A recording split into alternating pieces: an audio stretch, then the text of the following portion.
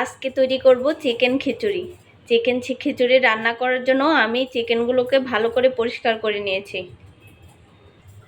চুলায় একটি প্যান বসিয়ে দিলাম, তাতে পরিমাণ মতো তেল দিয়ে দিব,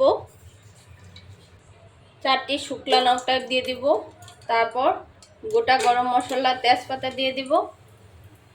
মশলাগুলো ভাজা হয়ে গেছে। এই পর্যায়ে আমি 4টের মতো পেঁয়াজ কুচি আর 2টির মতো রসুন দিয়ে দিব। লাল করে ভেজে নিব। পেঁয়াজগুলো ভাজা হয়ে গেছে। এই পর্যায়ে আমি আদা রসুন বাটা দিয়ে দেব 1 চামচ করে। ভালোভাবে কষিয়ে নিব। আধা কাপের মতো পেঁয়াজ বাটাও দিয়ে দিব। ভালোভাবে কষিয়ে নেব যাতে কাঁচা গন্ধ না থাকে।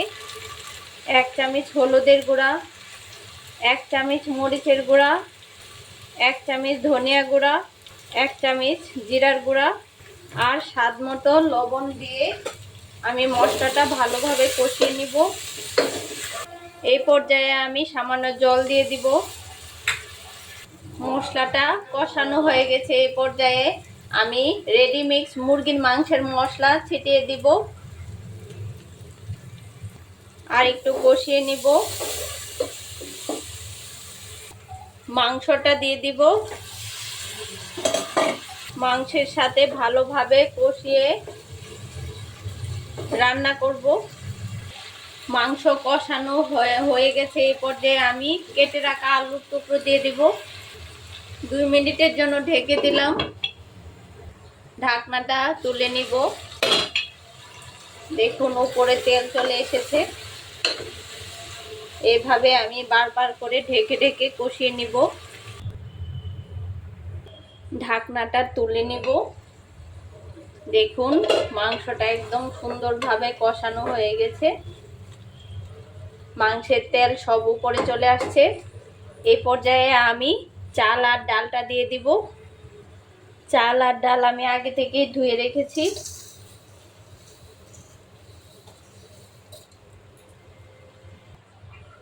চাল ডালটা আমি মাংসের সাথে কিছুক্ষণ কষিয়ে নিব। চাল আর ডালটা আমি মাংসের সাথে ভালোভাবে কষিয়ে নিয়েছি। এই অবস্থায় আমি চাল ডালের দ্বিগুণ পরিমাণ জল এখানে দিয়ে দিচ্ছি। 4টি চিরা কাঁচা লঙ্কা দিয়ে আমি ঢাকনা দিয়ে দিব। দিয়ে কিছুক্ষণ রান্না করব। ঢাকনাটা তুলে নিব। দেখুন আমার খিচুড়িটা প্রায় রেডি হয়ে গেছে। আর একটু ঢেকে নিব। ঢাকনাটা তুলে নিব। দেখুন তৈরি হয়ে গেল আমার মাংস খিচুড়ি। এইরকম একটা খিচুড়ি রান্না করলে আমার রেসিপি অনুযায়ী এত বেশি সুস্বাদু হয়। আপনি বাসায় একবার হলেও তৈরি করবেন এই মাংস খিচুড়ি। আমি একটি প্লেটে তুলে নিয়েছি। আপনারাও চাইলে এরকম স্বাদের মজাদার মাংস খিচুড়ি তৈরি করে ফেলতে পারেন। বাই।